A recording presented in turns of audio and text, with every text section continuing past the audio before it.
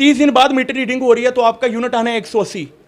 लेकिन meter reader क्या करेगा, उसको पता है इसके यूनिट अभी 180 हुए हैं, वो उसके पास मोबाइल होता है, वो पिछली एंट्री देखता है, अगली एंट्री देखता है।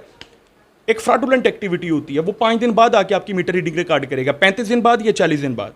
कई लोग देखेंगे जी देखें मेरे बिल के ऊपर तो उन्होंने यही किया हुआ है, आधे यूनिट पर अलग रेट लगाया, आधे यूनिट पर अलग रेट लगाया, आपके बिल के साथ ये हो गया। आप जब उन यूनिट्स को ठीक करवाने जाते हैं तो वापडा वाले आपको कहते हैं कि सानू है 50,000 रुपया 60,000 रुपया रिश्वत दो, फिर असी तुहाडा काम ठीक कर देंगे हैं। जब भी आप एसडीओ के पास जाएंगे, या तो एसडीओ उधर मीटिंग में होगा, या एसडीओ मौजूद ही नहीं होगा, या एसडीओ की नानी फोत होगी या फूफी की शादी होगी। वापडा वाले कभी भी आएंगे अपने इख्तियारात का नाजायज़ फ़ायदा उठाते हुए आपका मीटर उतार के ले जाएंगे। नाज़रीन, आप जानते हैं गुज़श्ता माह भी हमारे घरों में बिल आते हैं और बिल इस कदर ज़्यादा होते हैं, कई लोग ख़ुदकुशियाँ करने पे मजबूर होते हैं।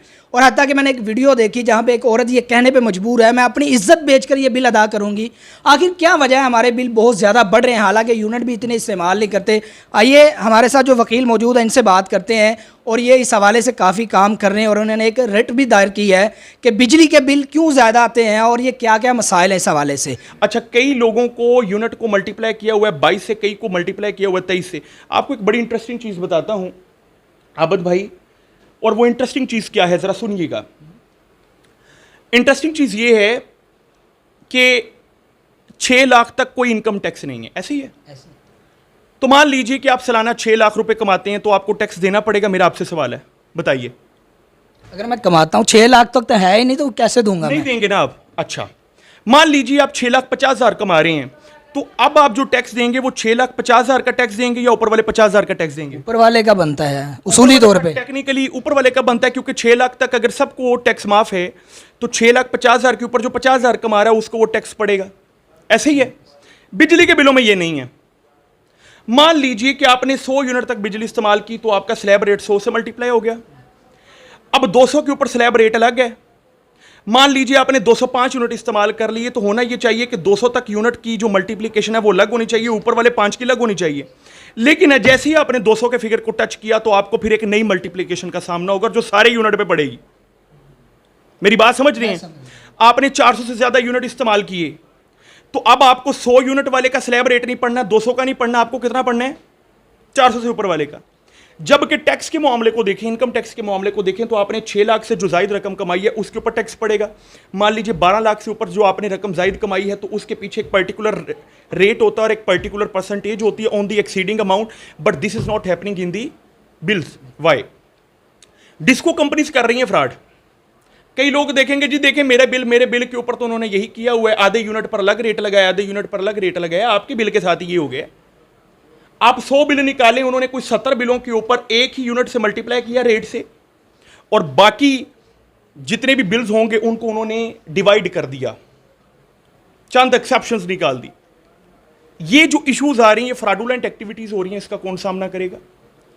फिर अगर आपके मीटर रीडिंग 30 दिन बाद हो, कितने दिन बाद?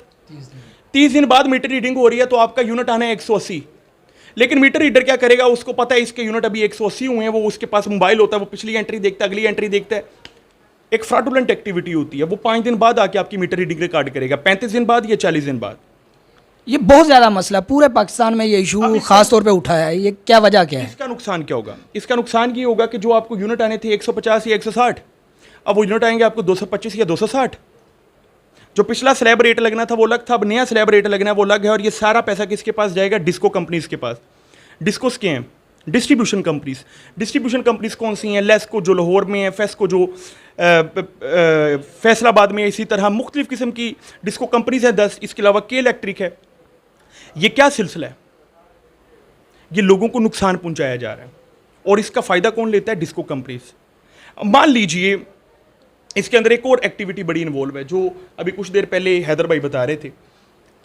वो एक्टिविटी ये है कि आपको बाज़ औक़ात अज़ाफ़ी यूनिट्स डाल दिए जाते हैं या बिल ज़्यादा डाल दिए जाते हैं। आप जब उन यूनिट्स को ठीक करवाने जाते हैं तो वापडा वाले आपको कहते हैं कि सानू है 50,000 रुपया 60,000 रुपया रिश्वत दो, फिर असी तुहाडा काम ठीक कर देंगे हैं।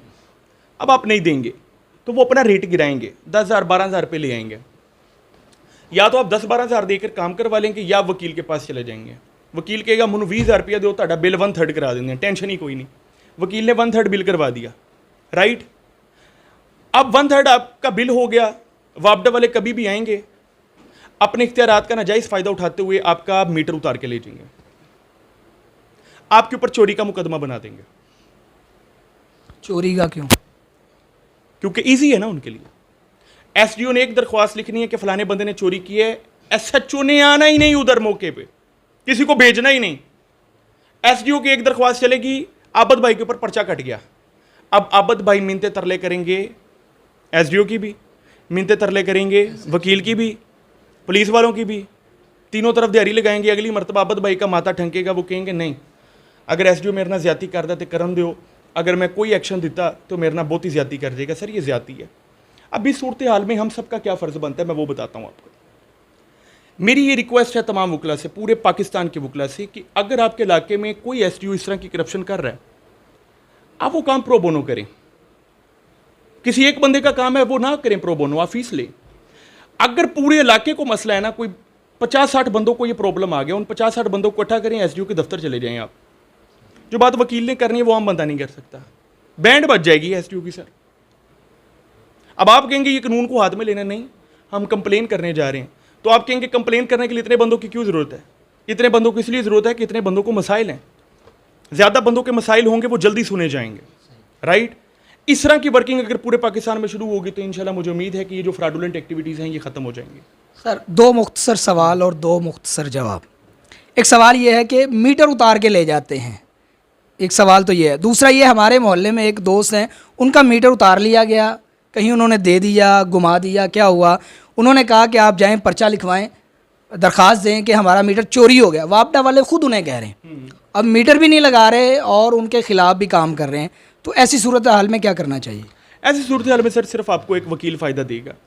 रीकनेक्शन ऑर्डर होता है, रीकनेक्शन ऑर्डर के लिए आप वैसे तो एसडीओ के पास जाते हैं, लेकिन जब भी आप एसडीओ के पास जाएंगे या तो एसडीओ उधर मीटिंग में होगा, या एसडीओ मौजूद ही नहीं होगा, या एसडीओ की नानी फोत होगी या फूफी की शादी होगी। बेहतर अमल है आप वकील के पास जाएंगे जिसकी ना ही तो फूफी की शादी है, ना ही नानी फोत हुई है, ना ही वो किसी मीटिंग में होगा। वो आपको जफ्फी डाल के मिलेगा, आपको कहेगा हाँ कोर्ट में चलते हैं, आरसी ऑर्डर लेते हैं। रीकनेक्शन ऑर्डर, रीकनेक्शन ऑर्डर क्या होता है कि रीकनेक्शन आपने एक एप्लीकेशन फाइल करनी है कोर्ट में, कोर्ट ने आपको 2 दिन के नोटिस के बाद आपको रीकनेक्शन ऑर्डर दे देना है। रीकनेक्शन ऑर्डर लेकर आप वापडा दफ्तर में चले जाएं, लेस्को दफ्तर में चले जाएं या अपने डिस्को कंपनीज में चले जाएं। आप उनको जाकर बताएं कि जी ये रीकनेक्शन ऑर्डर हैं, वो फीस पे करें, 3-4 हज़ार रुपये फ़ीस होती है। वो पे करने के बाद आपका जो मीटर है वो बहाल हो जाएगा। मान लीजिए वो मीटर बहाल नहीं करता तो आप उसकी कंप्लाइंस में चले जाएं, एग्जीक्यूशन में चले जाएं, कोर्ट उसके वारंट निकाल देगा। 10 दिन बाद बैलफ को लेकर, पुलिस को लेकर उस एसडीओ को गिरफ्तार करने आ जाएं। ऐसी की तैसी नहीं काम होगा। मीटर उतार के ले जाते हैं, उनका क्या करें? सर मीटर उतार के ले गए, मीटर रीकनेक्शन ऑर्डर मीटर का ही होना है ना, दोबारा मीटर आ जाएगा। तो मीटर गुम हो गया है, वो उन्होंने कहा कि आप दरख्वास्त दे दें चोरी की, वो क्या करें? कोई मसला नहीं, आप दरख्वास्त दे दें, दूसरा मीटर लग जाएगा। तो नाज़रीन यकीनन आपके बहुत सारे सवालात क्लियर हो चुके होंगे और माशाल्लाह काफ़ी मुफस्सल इन्होंने बात कर दी है कि इस हवाले से क्या क्या मसाइल होते हैं और किस तरह वापडा वाले या ये कंपनियां आवाम को लूटती हैं। इन्होंने मुकम्मल तफसीलात बता दी हैं। उम्मीद है कि आपको काफ़ी आगाही होगी। मज़ीद सवालात हों तो आप कमेंट में कर सकते हैं अपने सवालात के, इंशाल्लाह आपको जवाब मिलेंगे। इसी के साथ अपने मेज़बान आबिर अहमद को इजाज़त दीजिए। अल्लाह निगहबान।